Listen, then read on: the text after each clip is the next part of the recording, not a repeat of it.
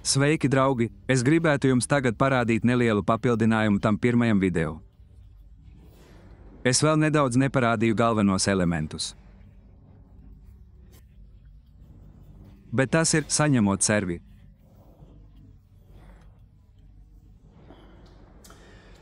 Tāpēc tas ir kā man ar Žanu Žaku kādus 5-7 gadus.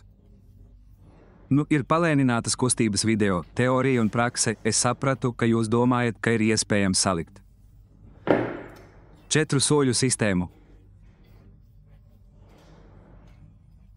Tik labi, tik grūti, ja viņš spēlē grūti. Patiesībā viss ir viegli un vienkārši, ja zini. It kā būtu izanalizējis visus viņa mirkļus. Pirmais, ko es tev vēl neesmu parādījis. Paskatīsimies uz kājām, kad servēju, tāpēc es tev parādīšu.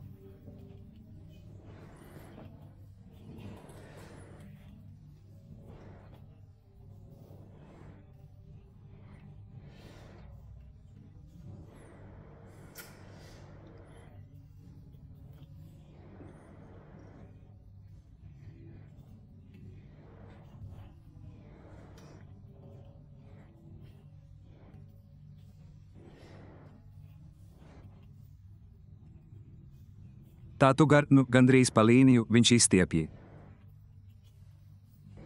Ļoti īsa, lūk, kustība. Bumbiņu. Tad viņš ienes, te bumba. Te jau bumba ir nolaista, te praktiski uzreiz. Uzreiz elkonis nedaudz kustina roku un elkonis nolaižas, tas ir nekas sarežģīts.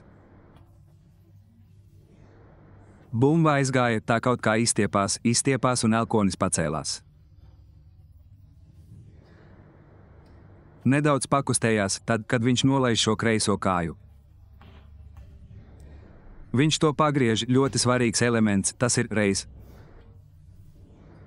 Izstiepta, bumba aizgāja šeit, kāja nolaižas. Lūk, tā ir, un šeit tā kaut kā satiekas. Es jums rādu lēnām, tas ir šo kāju. Šeit tā ir vērsta šeit. Tā ir atbalsta kāja, daži cilvēki to saka tā ir tā. Tā ir atbalsta kāja šajā virzienā. Tur, lai jūs iegrūstu galda vidū. Jo tā kaut kā pieauga, bumba. Nokrita šādi, tā kļuva. Jā, bet es rādu.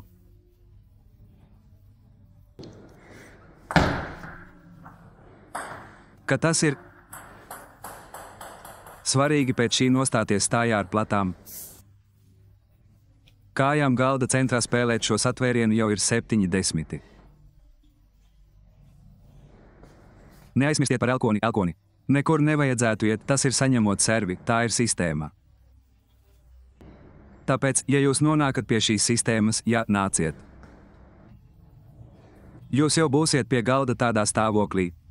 It kā psiholoģiskais spiediens uz šo spēlētāju. Tagad saņemot servi.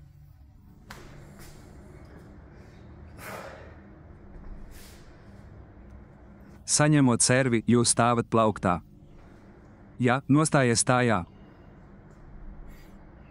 Šī labā kāja sāk kustēties, vienmēr tas ir lec uz augšu. Lūk, šis brīdis, paskaties, kā iet, tas ir uzlec vienreiz.